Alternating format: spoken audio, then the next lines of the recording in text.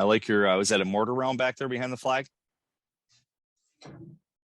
Actually, that's a thermos that my wife got me for Father's Day a few years ago. So it's convincing.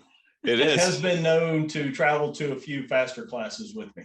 Nice. Meet the Pressers with Matt Mallory and Klint Macro. Brought to you by Public Safety and Education and the Trigger Pressers Union.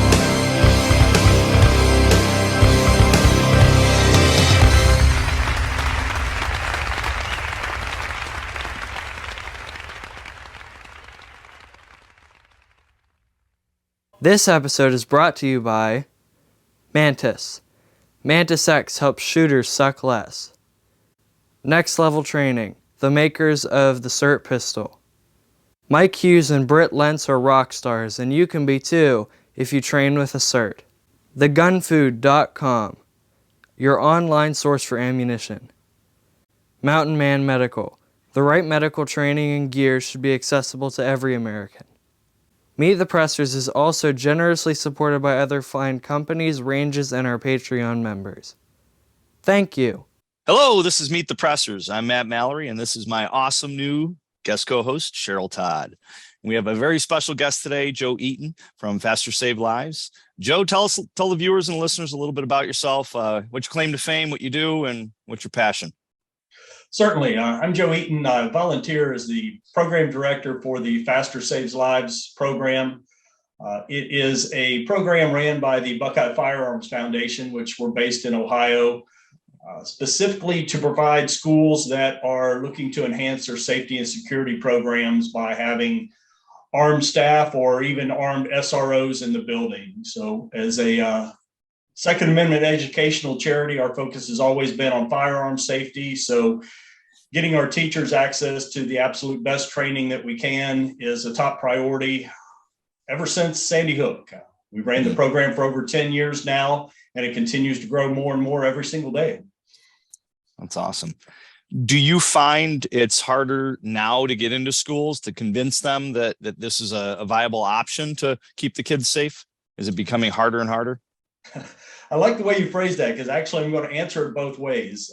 Nowadays, is it easier to get into the schools? No, it was actually pretty shocking when I started meeting with schools about 10 years ago, how many of them I could just walk up to the front door, walk in, maybe wave at a secretary and walk on into the building to have a meeting with whoever, or even just to wander aimlessly in the building. And this was right after Sandy Hook, when schools, quote unquote, knew better than to allow that, when we'd already been moving to single points of entry and sign in and sign out. But probably half of the buildings I was in, there was doors propped open. I could walk straight in. I could pretty much go anywhere in the buildings that I wanted to.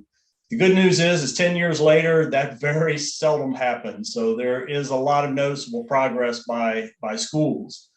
Now, related specifically to getting schools into the Faster Saves Lives program, that really has, I guess, become, I won't say easier, but the schools are doing a lot of the homework up front. They're talking to other school administrators out there. In the past 10 years, just the Faster program has trained over 3,000 school staff from 300 different districts across 22 states. And, there are plenty of other ones out there that work with their local sheriffs and law enforcement to implement similar programs. But chances are now, probably in the past 4 years, when a school board or superintendent contacts us, they've already had a lot of internal discussions. They've sought out peers and other people that have had these same questions. And really, it's down to us just confirming what they're looking at doing, answering questions, hearing their final concerns, but pretty much they are doing a great job of educating themselves on what proper security looks at for their schools in this day and age. You mentioned doors being open and stuff. I just did a church security class a few days ago, but about a week ago, I guess, almost a week ago. And I walk up and they had the outside door propped open with a brick and the inside door propped open with a brick. And I'm like, I'm here to teach you guys how to harden your defenses and keep bad people from coming in. And they got the doors propped open. And then, of course, you leave the brick outside, which when I tell them that somebody could use the brick to break the glass to get into the school or into the church, they're like, and that's the students' wing. Like that, where we met, where I did the class was a conference room, and right across the hall were all the students' classes for Sunday school. So that was really enlightening to them that just something simple like that, just don't leave bricks sitting outside the door where people could use it to break windows, or don't prop doors open. And it really is common sense. When you look at it, there's nothing that is difficult or obtrusive or anything about the first layers of security that you put in place. And that's part of what schools are finally starting to get. You know, the Faster Saves Lives program was designed specifically for that last line of defense, when everything else that you've done ahead of time, such as I mentioned, the single points of entry, sign in, sign out. Yep. So many schools are training staff to look for changes in behavior, personality. They're monitoring social media for threats. They're really doing a good job, as Lieutenant Colonel Grossman says, of detecting, deflecting, and deterring a lot of these violent events.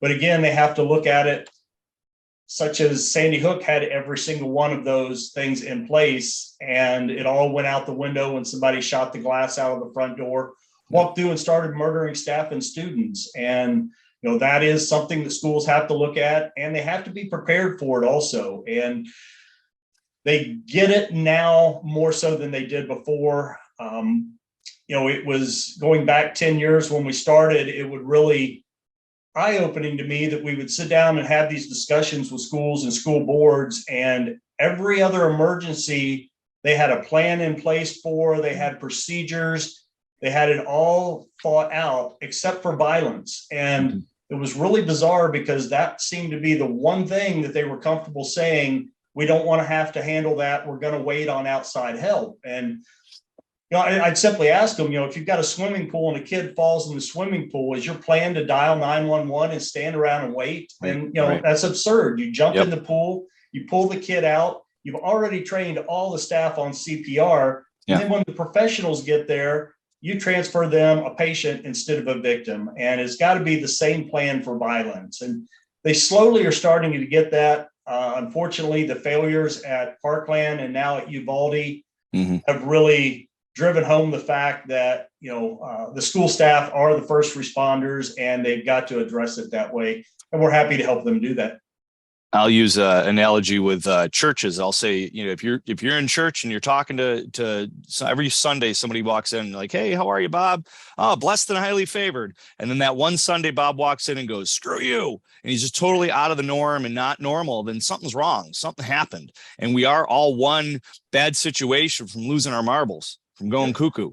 So anything happens traumatic in our families, we could lose faith and we could literally go off the rails. And statistics, last I checked, was about 51% of active, I call them active killers, but active killers are from people we know. They have some connection to that location or to the people there, and they want to seek out vengeance to that location. So, yeah. There's a lot they can do if the threats are coming internally. And like I said, schools are really starting to move forward with that. You know, it's the external threats, which, you know, really is the same thing that happened at both Parkland and Uvalde that, you know, they can plan for, but it's really hard to monitor for those type of outside threats. So again, you know, having that stopgap to buy the staff another 5 or 10 minutes until the professionals get there and hopefully respond effectively is what the whole thing's about. You know, it doesn't replace the SROs or the police departments. It buys the student staff a little bit more time, and that's exactly what it is. Our tagline for the program is time is all that matters. And it's a simple first grade math problem. Every minute you allow the violence to continue, on average, you're going to see 5 to 7 additional dead or injured. And unfortunately, most of those numbers are front loaded because these killers wait till they have a large mass around them, and then it slowly tapers off. But you'll simply do the math. How many minutes are you willing to wait? Tells the school how many dead or injured they're comfortable accepting. And that's, you know, what they have to face. Am I going to wait 3 minutes, such as we saw at Sandy Hook, which we'll never get a better response time from outside help than we had at Sandy Hook. 27 seconds for the dispatcher to get police on the way. First officer arrived in less than 3 minutes. There were 3 officers in the parking lots in 3 minutes and 11 seconds. And, we lost 20 babies that day. That's as good as it will ever get, relying on outside help, because if a police department tells you they guarantee less than a 3-minute response time, they're flat out lying to you, and you have to just accept that and move on. But that's what it is. How long are we going to let the violence continue? And then, more importantly, part of the Faster Saves Lives program is the trauma medical training, where as soon as the killing is stopped, you stop the dying by having the tools and training to immediately start rendering medical aid, which unfortunately is generally 45 minutes to an hour delayed, because EMTs don't come in until the police have already been through the entire building. And that's where the lives are lost, waiting for that initial medical care to start. What's that saying? When time is what matters, police are only minutes away. When seconds count, police are only minutes away, right? And it's not their fault. They want to be there. Right, if they for can sure. teleport from Except where for they in are Uvalde. inside that school, yes and no. And you see a lot of human psychology in that event. Once there was a crowd, everybody was deferring responsibility to the other person, or assuming the other person had more inside knowledge, which is why, even though everybody knew they should be going in, somebody had to have some information that was saying why not. But I mean, that's typical human psychology. And it's unfortunate because, like it or not, police departments are like every other job out there. Faster Saves Lives is my volunteer program. I work in the IT field for my paying job that keeps a roof over my head. And, like it or not, half of my peers are above average and half are below average. And it's the same thing with law enforcement. And if you make a call to 911, you have no idea who is going to be showing up. It could be the absolute best, most well-trained, most dedicated law enforcement officer out there, or it could be at the other end of the spectrum. And part of why having armed staff is simply because of that. It does not solve all their problems, but if they, number one, know who is going to be responding, number two, they dictate the amount of training they've had, third, they know what their qualification levels are. It takes a lot of variables out of the equation, as opposed to just calling 911 and hoping the right person signs up. So schools like having that control, and that's part of why they're looking at having the armed staff in the buildings.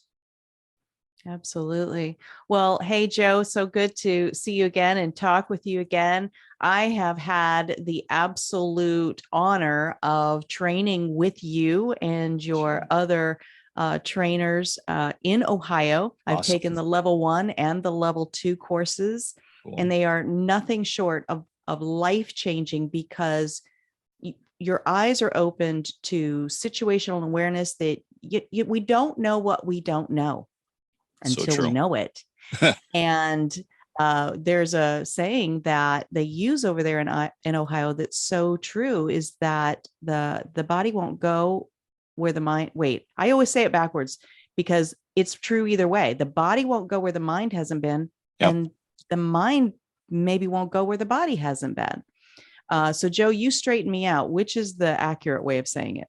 I believe they say the body won't go where the mind hasn't been. And that's part of, like you said, even knowing what to do is just part of it, but then seeing, how you react in these situations, how you can perform, it is really eye-opening to a lot of the staff. And that's a key part of our program, and where a lot of the marketing comes in is, this is not your typical concealed carry class with somebody sitting at their kitchen table. When we tell schools we're going to get them this nation's best trainers, that's what we work for. I've been a firearms trainer for over 30 years. I consider myself a good trainer, but that's not good enough for the schools. Our foundation doesn't actually do the training. We hire out 2 professional organizations here in Ohio to do the training. And when we tell them it's this nation's experts, that's what we're delivering for schools. And it is so critical, because there are so many out there that don't know what good professional training is until they've experienced it. Well, and that, to go back to the mind may not go where the body hasn't been. How often do people get frozen with, this can't be happening? Is this real? Right? Well, if you've already experienced the the scenario trainings that Faster puts on day 3 of level 1, and it's pretty much all of level 2. It is really eye-opening to realize that, there is hesitation that comes in if there's a shock factor, and these murderers, they rely on that. They rely on the shock factor.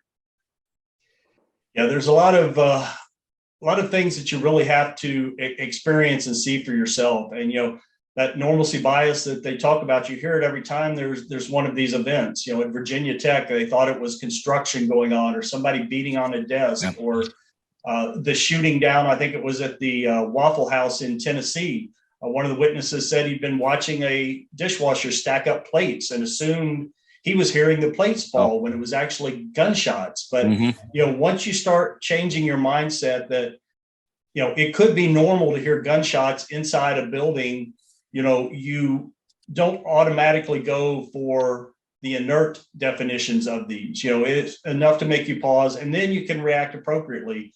Most of the time it is going to be construction noises or dishes falling, but again, every second counts, so you can't delay.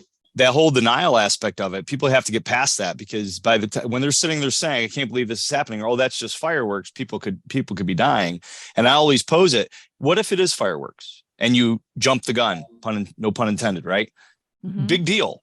A little bit of inconvenience, and you've done a practice run. If anything, look at it as a positive. Hey, we practiced this playing out as if it was a real event. So chalk it up as a dry run, versus you say, oh, it's fireworks. And I'll ask, wherever I teach those classes, active shooter, active killer classes, I'll say, how often do you hear fireworks around here? Well, never. 4th of July is the only time we ever hear it. Okay, so if you hear fireworks in the middle of a work week in January, assume that it's not fireworks. Go straight into that plan, enact that plan, because what's the alternative? Just like at church, I'll tell people, if you're gonna sit there and tell the person that pulls the gun out, drop the gun, put the gun down. Because you don't want to interrupt the service? No, you're going to interrupt the service. Because what's we're worse? in a library and church service. Right. No, you don't want to overreact. Like, why is that the biggest sin, that I'm going to overreact rather than maybe I'm going to react appropriately and save lives? And if I hold back because I don't want to be the foolish one. And when I watched that video that they released of the Uvalde police, where they were just standing in the hallway for such a long time, and somebody goes over and gets some hand sanitizer, and somebody's, messing with their phone and that sort of thing. And I was having a conversation with a friend, and they were just like, how does this happen? I said, well, have you ever walked up to an elevator and there are other people standing there and you thought somebody pushed the button? And everybody's standing there thinking somebody else pushed the button. Yeah, it's a great analogy. Well, it's that, this is horrible results because of it, but these are the kind of things that happen. So just be the person who goes up and checks the button again, right? Take the risk that you're going to overreact or be, look foolish, because you could actually be the difference of life and death for the next person. There's a video. It's called Diffusion of Responsibility. It was over in Europe, and I'll play that every once in a while for some classes. And for those of you who haven't seen it, go out and look it up. But diffusion of responsibility, you just see people just, it's not my circus, not my monkeys, and they just walk by it until the one person goes over and actually interfaces with that person that fell on the ground. And it was all staged, but they don't know that, and they don't want to get involved. But then that one person gets involved, and then you see people just running in like roaches to help out. Like, oh, what can I do to help? What can I? So it just takes that one person to take that step of faith, if you will. Even the rape that happened in New York City subway, right? People are pulling out their cell phones, recording it, but nobody went over and grabbed the guy and threw him through the window. Yeah, it was, I remember from psychology in college, there was and I forget that it was like Langer and Daly or something, but they did the same thing. They had a kid walk into a classroom, and if he was the only one in there, they started pumping smoke through the vents. He would immediately get up and leave and notify somebody. But as soon as they put other people in the classroom who were in on it and told not to respond, they would sit there until they couldn't breathe because of smoke. Wow. Because again, number one, they didn't want to embarrass themselves by overreacting, but also they said the psychology of it is they figured that the other people had to know something that he didn't know. And that's why they were sitting there ignoring it. And again, it's that human reaction. Well, if everybody else is accepting this as normal, then I must be the one that's wrong. And it really, like I said, that flashed back to my head after 30 some years when I saw the Uvalde one, because again, they were all just standing around knowing that they should have went in. And it was very clear. The first ones in the hallway, they didn't have anybody to push that responsibility to. They went straight to the classroom until they received fire, which, changed their outlook. But again, it was just very, very clear that, some of those classic studies, we still have not overcome today. You made me think of something. There's a local Chili's restaurant. This was 4 years ago. A former employee came to the back door. They opened the door. They ID'd him by his Smurf tattoos on his arm. He immediately changed from a robbery into a execution. And he brought all four of them up to the front of the restaurant, laid them down execution style, took the manager to the office, got $800 out of the safe. Manager wouldn't open the inner safe because he's time locked. He couldn't. So he said, well, you're no use to me. Shot him point blank range in the head. Went to the front of the restaurant. All three of the other people were still laying on the floor. They didn't move. Gunshot happened. Nothing. He walks up. He shoots the next person, point blank range, killing that person. Goes to shoot the third person, and they're still laying there. Right? You don't know what you don't know. I mean, you're shocked and fear. You're thinking, well, what do I do? You don't know what you don't know. Like you alluded to, Cheryl, that lady who survived because the gun malfunctioned on that second person, the gun malfunctioned. Oh, so when he went to shoot her, it wouldn't work. She got up, ran in the office, held the manager's head to keep him from bleeding out, but he died in her arms. And the other kid got up and ran out of the restaurant. The lady who almost died, she took my handgun safety course. She sat in the course. She heard me on the radio and wanted to take the course from me. But that just shows you like this could be happening. What's the norm? Well, everybody else is laying here. I'm going to lay here. What's the alternative? I don't know. They're probably thinking so many different ways and things that could happen. They're just, struck with fear. Well, Joe, one of the videos that it's not a video, it's an audio recording of a 911 call that you play during your faster classes. And I'm the president and CEO of the AZCDL Foundation, and we're working to bring faster to Arizona. We've already had our first inaugural class. We're working on some others.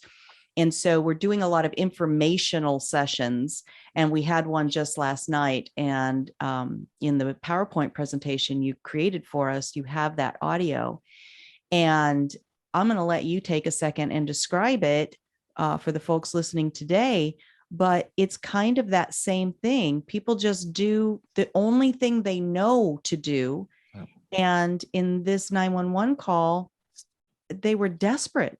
They so loved this little boy and wanted to save him, but they were doing the wrong things, like laying on the floor and letting somebody shoot you, right? Ay, ay, ay. So go, Joe, and talk to us about that. Yeah, the audio Cheryl is talking about is actually a 911 call from the shooting in Townsville Elementary, I believe it was in North Carolina. And, it's a hard audio to listen to by itself, but when you realize you're listening to a little 6-year-old boy die during this call, it really is heartbreaking. And as Cheryl said, you can hear the staff doing everything that they've ever been trained of or can think of to save this little boy's life. At one point, they say his lips are turning blue. We have the AED out because, they've all been trained in AED. How many of our kids are having heart attacks is another question, but, they're performing CPR when it was a bullet wound to the leg. I believe it was a 40 caliber bullet wound to the leg, which it did hit his femoral artery, which is a devastating wound, but it's also one of the simplest to be treated if you've had a little bit of training and a $30 professional tourniquet. Jacob Hall, with a little training and that tourniquet, he should have grown up with a gnarly scar and a hell of a story to tell. But instead, for no fault of anybody involved there, he lost his life that day. And it's about a 4-minute tape, and you sit there listening to them begging and pleading for help to get there. And all the 911 operator can offer is they're coming as fast as they can. And they're coming as fast as they can. They want to get there. They want to be there. The police want to help out, but it's that time delay. That 4 minutes that they were waiting for the professionals to get there was longer than Jacob Hall had left in his life. Mm. That's makes me think of my 6-year-old upstairs right now. When you say that, it's heart-wrenching, you know. It is. And when you think that the training is right here for the asking, oftentimes it's free to the schools and even clergy maybe that would just pick it up. It's right there. Yeah. But again, we get frozen by this culture of, well, no, that's not what we do, right? Or you're trying to arm teachers, and they get locked on these kinds of things instead of realizing you can take the training that has the armed component. It has an unarmed component, which is increasing awareness and communication between staff members and with local law enforcement. And then this medical training, we're not doing surgery, people, right? We're learning how to use a tourniquet or a chest seal, and improvising with cords around you or duct tape and a plastic bag. Use the parts that your school will allow you, your district will allow you, my least favorite word in the English language, right? But use the parts that make sense and will work in your school. And the rest of it is part of you now. Yeah. You will have a safer home, a safer neighborhood. The grocery store will be safer when you're there. But pick up the training that is available to you. Joe, do you agree with that?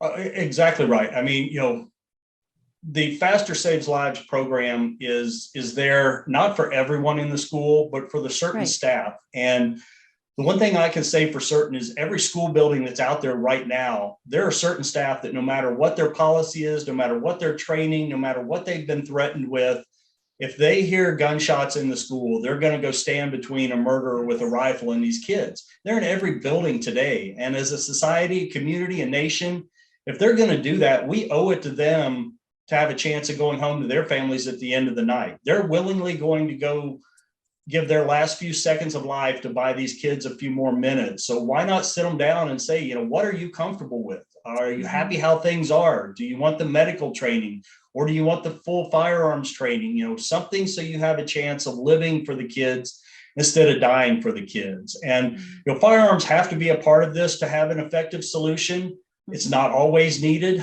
There are lots of times, we saw it right here in Ohio at Chardon High School with Coach Frank Hall, who simply stepped out in the hallway, screamed at the shooter, and he chased him out of the building. I think it was Utah. The secretary stood up and said, get out of this building. And the guy turned around and left. But other times, you've got to have an effective means of stopping the killing.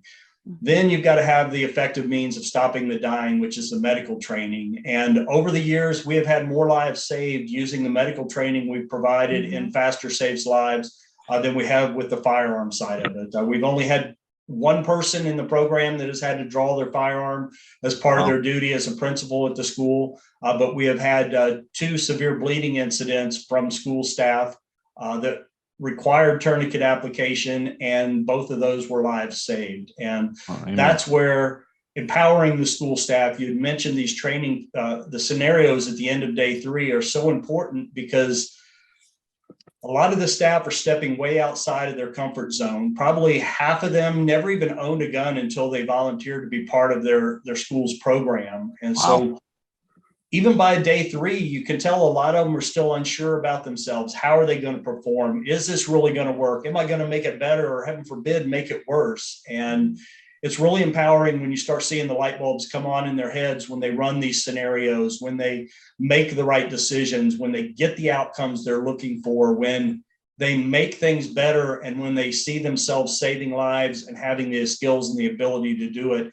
And that makes, as you said, Cheryl, everything safer in the communities, every place that school staff operates, because they now know they have the abilities to make the situations better. Nice. Absolutely. So you had mentioned you do a scenario at the end. I really love that. I travel the country and certify UTM civilian instructors. One of their master instructors on the civilian side. And you just see the light bulb go off, where people just, you got a gun pointing at you and the trigger's being pressed. It's totally different than shooting at a paper target or a steel target. And I've had people in law enforcement, and I'm in law enforcement currently as well, that get into that scenario, and they're totally like, haven't had that happen on the job, and I froze, or I started shooting like this and I wasn't very accurate. So it definitely brings it to that new level. It's, as real as it gets, is UTM's motto. It really brings it to that. I'll say it's audio exclusion, time dilation, loss of dexterity, tunnel vision, adrenaline dump, and bullets whizzing by your head. Yeah, it's very, it brings it all together for them. And like you said, you've got to start experiencing how your body reacts under stress. It was funny because it was just at the level 1 that we had at TDI just a few weeks ago. We were running one of the scenarios. The guy had done very good. He had solved the problem. He had managed the chaos of the crowds. He had started providing medical aid. And as he started calming down, he suddenly looked down and he's like, "Where did you come from?" We had a wounded person laying at his feet that had been laying at his feet for almost 2 minutes. But that tunnel vision had him so focused in on everything else. He turned to me and said it was like a magic trick. Said there was nobody there, and I looked down and there was suddenly somebody there, but it was simply time had went on, his stress level started coming down, his tunnel vision was opening up, and it finally got wide enough. He saw a body that was laying right at his feet the entire time that he hadn't even dealt with at that point in time. So again, you watched him in the follow-up scenarios, because they each run through about 4 to 8 scenarios. As soon as he would start noticing that stress level coming up, he would start looking around, breaking that tunnel vision, starting the breathing to calm himself down. And of course, he never let a body sneak up and lay at his feet the entire rest of the scenarios. That makes me think of a scenario that I did in law enforcement years ago, where we came into a room. We had two different departments were coming in different sides of the building, and we joined in this one room, or there was supposed to be an active shooter in the room. And we came into the room, there was somebody sitting over there against the wall, and everybody thought they were shot already because they're just slumped over. And then we got into the room, and once we started getting into the room, running the walls, that person just pulled out a gun and started shooting at all of us. And it's like, so it could be a good guy or it could be a bad guy. Don't automatically assume, that somebody's there, or in this case, you mentioned you didn't even see them, because it could have been a bad guy even. Yeah, we see that a lot with law enforcement. One thing we try to drive through to the staff is you can only go as fast as you can process the information. And when you're first starting off, that's very, very, very slow, and you'll get better at it. But we see this with a lot of the law enforcement and the SROs that are in the schools by themselves. But unfortunately, when they train with a team, and they know there's another 2 or 3 people. And we'll see so many times they barrel straight into the situation and find themselves standing in the middle of chaos. And, I saw one guy look around for his partners or backup. And when he realized I'm on my own, he's like, I should have slowed down and stopped and solved this from outside the building or outside the room, where I was safely able to do that, instead of jumping into the middle of the room, bringing every bit of attention and return fire down on myself. But again, there's no fault of his. That's how they train. You guys train in teams. You have the overwhelming fire superiority. But again, you've got to have that team with you for it to work. And you could tell he felt very naked and exposed when he suddenly found himself standing in the middle of a room trying to process all the information that was going on around him. Well, I want to bring up that, first of all, this is purely volunteer, right? And I think we touched on that earlier. Some people think, oh, so what you want to do is line all the teachers up and say, okay, here's your handgun, and then here's your magazine, and here's some ammunition. And that is not the case. It has to be volunteer, but there is such a vetting process that goes on throughout the training, where you, the trainers, are looking for not only, physical skill and skill on the range, but also the right heart set and the right mindset of who you certify. And not everybody gets certified that wants to be certified. And there are those that throughout the process, they sort of start self-selecting out because they realize, you know what, I'm really not ready for this. And that kind of self-awareness is invaluable, because that will help keep people safe. And so then the person that maybe feels like, I'm just not proficient enough with the firearm, or I'm just not comfortable with a firearm, well, they can still gain the other knowledge, still gain the other skills. But I think that is a piece of it that maybe we don't talk about enough, Joe, that not everyone gets certified. Ask me how I know. because I missed it by two points on the range with the firearms training. And But I've been tell a the shooter truth, you would have been qualified for the level of police officer in the state of Ohio, but we hold the school Yes. staff to a higher standard. So Yes. That's awesome. And the fact that they didn't in any way, just, oh, let's just rubber stamp her. She's not a teacher, so it doesn't really matter. The fact that you guys said, this is the standard, you missed it by 2 points. I wasn't like off in the woods or on white paper, but I wasn't right where I needed to be. And you held that standard, and that made my respect for the trainers and for the program go through the roof, because that is how we know you're not squeaking people through just to get your numbers, right? Because there are some programs out there that'll do that, right? Well, what's at risk? Kids, right? Other people. I always tell people, would you take that? Like, I'll have students shoot. When I just did an academy, I was a director of a peace officer academy here and graduated some officers last weekend. And just like in Ohio, I'm assuming the course of fire is a joke.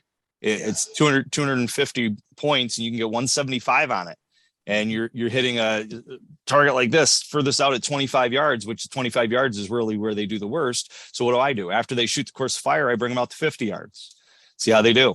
Then after that, I bring them out to 100 yards with a handgun. And I think out of the entire time we did that, all the days we did the academy, I only had anybody hit the 100 yards like once or twice. But what do? I step up right off the get-go. I'm the first one up, just to show them that it can be done. And I had them run the back field. I got a 5-acre field in my backyard. I had them run around the 5-acre field and then go shoot a course of fire. So they're going when they're shooting, right? So I love that you're going above the law enforcement aspect of it, because it's all static, usually static stuff that's very easy to do under normal circumstances. If you're competent with a gun at all in any way, it's pretty easy. Yeah, the Ohio Police Academy, Police Officer Training Academy handgun qualification is really an absolute minimal standard, but it was truly selfishness on our side. A lot of the pushback we got initially was, well, only law enforcement are qualified to have guns in the schools. Okay, we'll take the exact same qualification that you require for law enforcement, which is a 25 round course of fire, and 50 feet is the longest shot they make. I'm moving to Out of Ohio. the 25 they're required to shoot, they can still miss 5 and qualify. We added on 3 additional shooting while moving, which is a skill that may come in handy in an active killer event, for a total of 28 shots.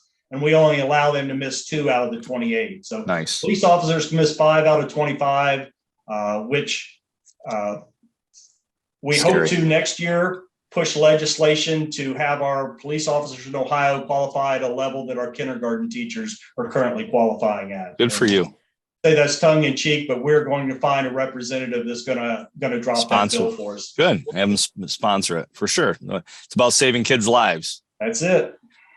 So a couple of things. You had mentioned level 1 and level 2, and I noticed in your bio when I was reading up on you a little bit, 26 hours of hands-on training. Is that 26 for level 1, or is that 26 total between the two? How does that play out? That's our level 1 program is 3 and about 3.5 days of training. So it's 26 to 27 hours. Okay. We do 8 a.m. to 5 p.m. each day. We used to have them come back in the evenings for 3 to 4 hours of the tactical combat casualty care. We now do those as working lunches, so the days are a little shorter. So level 1 is about 26 hours by itself.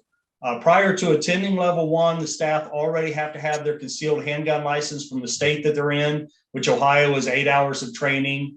And if that is the only training they have, we have a 1-day firearms foundation course, because we found a lot of the concealed carry classes, they never experienced drawing from a holster or shooting one-handed or doing reloads. So we have a 6 to 8 hour foundations course we run them through to get those base foundational skills.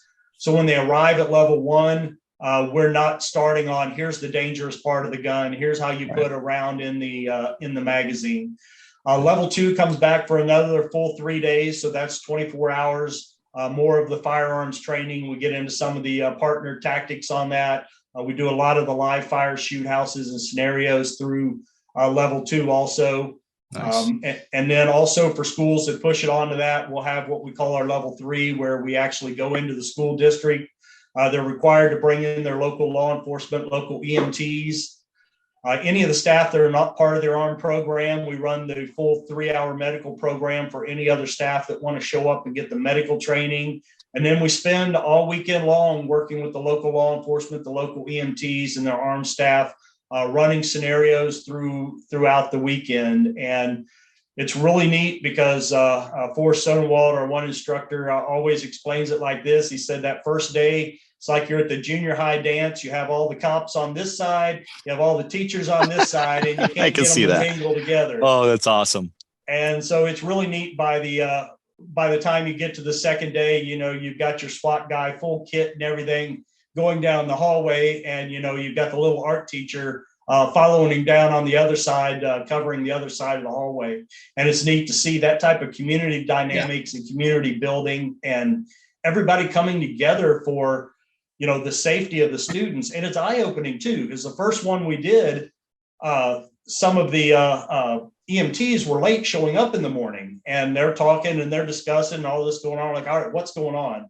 Like, well, we left the fire department this morning and said they had a truck unloading on our main street, had the road blocked. And so we had to drive around to get to the school. So they changed their whole policy. Anytime now that there is an emergency at the school, they automatically drop 2 crews. One of them goes the quickest way through town. The other one automatically starts the other way in case there is something in town that's blocking them from getting there. And, they had never done this before, never learned this. The other thing is they found there was one whole wing of the school back by the library where none of the police radios worked either, but they had never had officers. They'd had them through the school before, but they had never tried to make radio calls or receive radio calls or been in the building long enough to realize they weren't getting radio communication. So that allowed them to update and add some repeaters and, cover that also. And so, that's what we want from our police and our communities is that type of cooperation and working with our schools. Yeah, that's important to do those scenarios and actually play out those that training like that, because if you don't find those little issues, you don't find the problems like that. One of the things that I'll do, and I'm not sure if you do this in your program, is I'll have them do a dry run without all the medical professionals first, so that they're focusing on how they're going to respond to it, and then they call in EMTs, paramedics, and local law enforcement to do another one. So then that way, it's not the first time they do it. If they bring everybody in, then they're going to expect the people that are there to actually start doing all the after the fact, where the focus should be on them and them acting, and then they're the backup. Versus you bring the backup in first, their mindset is the backup's here, we ain't got to do anything. So we've seen that quite a bit in even our level 1 or level 2 scenarios where, the school staff will solve the problem, whether it's a shoot or a no shoot solution to the problem. They'll immediately tell everybody, get out of the room. And then they suddenly start looking around for people that can help them with the medical and realize, I've sent every one of my help out of the room. Maybe I should have thought to keep a couple of people here to help me with the medical, to prepare a welcoming committee for when law enforcement arrives. So, we can meet them at the front door. We can start providing them information. We can start slowing them down and getting them informed so they don't suddenly rush into the schoolroom and see a teacher standing there in the classic holding somebody at gunpoint view, which is, as you can imagine, a concern for much school staff. How do I keep from getting shot when the police do get there? And, there are things we train for and help them with, but the reality of it is all the staff realize they could go immediately from a hero to a zero at no fault of their own or the arriving law enforcement, and they willingly take on that risk because they care about the kids so much. There are budget issues that have been addressed since Uvalde. I know here in Arizona, to harden schools as far as like better door locks and maybe some bulletproof glass, and in the school resource officers and that sort of thing. That's all good, especially if you've got nothing. Let's do something better, right? Yeah. But those are part of the solution. I was watching a news article recently that happened since Uvalde. And the news was amazingly fair in this article, but they were showing I think it's another school in Texas that, they've got these heavy duty doors, and they keep their firearms in certain safes around the campus with biometric locks and things like that. And I mean, I'm just watching this and I'm thinking, kind of looks like how you run a prison. So that made me feel a little uncomfortable, but I'm like, again, where it's about saving lives. So, okay. But then I thought, so wait a minute. A lot of these people, these murderers, are people who have grown up in these schools. They know what the safety protocols are. And so they're evil, they're deranged, but they're not stupid. And they change their tactics. So I'm watching this video and I'm thinking, so if somebody wanted to attack that school, they're just going to wait outside until the kids are lined up for the bus, right? They're not going to try to breach all of that necessarily. And so as one of our board members here at the AZCDL Foundation, Mark Zelinskas, who has taken the FASTER course several times, as he says to the people when we give these informational meetings, he says, what we teachers, because he's an educator, he says, what we teachers can do is better than even the best trained SWAT member or SEAL team member, because we're here. We are on scene. And so again, don't just get complacent thinking, oh, we got a budget, we got some new locks, we're good, right? Because the bad guys are going to figure out a new way to get around those locks. And you need people here, there, right in the moment, that are trained and not frozen because they don't know what to do. Sorry, got on a soapbox. No, there was one school shooting that they did that. I think they shot the propane tanks outside the school, which caused them to think it was an explosion, a fire alarm. They pulled the fire alarm. They started evacuating the school, and they were sitting in the tree line shooting people as they're coming out of the school. It was Arkansas. Yep. That was Arkansas. 9 and 11 years old, I believe, and they had the forethought to put that together. But, to wrap up and add on to what Cheryl had said, the budgeting side of it, we are a 501c3 educational charity. We fund this all for schools on our own. So if schools should never have to make the decision on whether they're hiring an English teacher or whether taking safety as a priority. So our foundation does have grants available for the schools that want to come out and take this training. We help work with them in subsequent years also, but it's all part of, they still have to continue looking at all of these overlapping layers. And Cheryl, you're exactly right. There was a school board I met with outside of Cincinnati who some of the board members were reluctant about looking at this program. And it just so happens the county sheriff is a retired 4-star Army general. So, things are going right in your county if you have a 4-star Army general for your sheriff. And for sure, he was at the meeting with us also. And I gave my presentation to the school board. And one of the members who I knew was not in favor of arming staff turned to the sheriff and he said, all right, so Sheriff, you tell us what we need to do so we don't have to consider what this guy is telling us to do. And Sheriff was very honest. He said, I tell you what, said, you give me about 24 people, you give me a 12-foot fence around the building, you give me 45 minutes to check everybody in and out of this building, and I'll guarantee no guns get into your schools. He said, anything less than that, I give it about a year and the kids will figure a way around everything else you've had in place. Yeah. Wasn't the answer the school board member was looking for, but I thank the sheriff for being honest. It's truth for sure. Well, Joe, it's been awesome having you on. Tell everybody how they can find out more about you and support you, as well as get the training that you guys are putting out. Sure. They can visit fastersaveslives.org. If you look for the join our announcement list, it's a very low volume email list. You'll find out anytime that we're running classes anywhere in the United States. You can also make donations online there. We're 501c3, so donations are tax deductible. Check your tax authority. And if you want to come to Ohio and train, or we are bringing more classes back to Arizona, they're open to not only schools, but to churches, businesses, the public also. We do focus most of our grants on the K through 12. So if you're outside of those, we ask you to cover the costs of the training so we can focus our limited funds on the schools where we're hoping to do the most good. But any other questions, send us a contact link on there. I'll shoot you back my cell phone number. I'd love to hear any questions, concerns, or just talk in general about what schools are doing now. Super. Any closing thoughts, Cheryl? I just appreciate you so much, Joe, and your entire team. And I'm grateful for the opportunity to help tell the story and help to bring this life-saving, proven life-saving training to our own state. I have 2 little grandchildren, a 3-year-old and a 7-year-old, who go to different schools. So I have that on my mind a lot about what are we doing now and what we can do better. And faster saves lives, to me, is the platinum standard. So thank you for all you do. Awesome. Keep up the good fight, sir. We certainly will. And Cheryl, I'm going to steal your mindset and heart set line. I heard that in your presentation last night, and I was like, I like the way that presents. So consider it stolen for my next presentation. It is so yours. I steal from you all the time. So thanks. I appreciate it. You guys have a great day. Let us know what else we can do for you guys. You too. Stay safe. All right. Bye-bye. Bye now. Hey, Klint, I like that shirt. Why don't you tell our viewers and our listeners about that shirt? It's a pretty darn good shirt right there.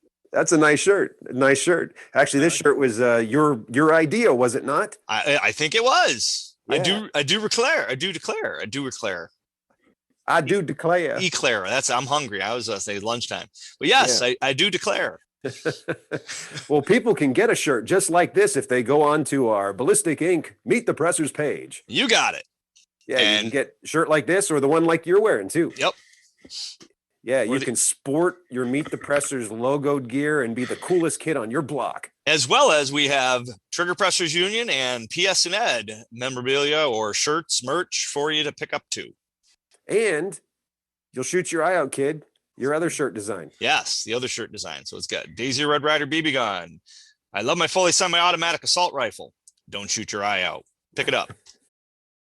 There's a lot of sponsors to make this show possible, like Mantis. Make sure you check them out and give them your business. This episode is brought to you by Mantis. Mantis X helps shooters suck less. Next Level Training, the makers of the SIRT pistol. TheGunFood.com, your online source for ammunition. Mountain Man Medical, the right medical training and gear should be accessible to every American. Meet the Pressers is also generously supported by other fine companies, ranges, and our Patreon members. Thank you. Thanks for watching or listening to our show. Make sure to like, comment, subscribe, share, click that little bell thingy so you know when the next episode's uploaded. Support us on Patreon. Come to one of our classes. Host us to come to you and do one of our classes at your location. And until next time, adieu. Thank you for watching Meet the Pressers.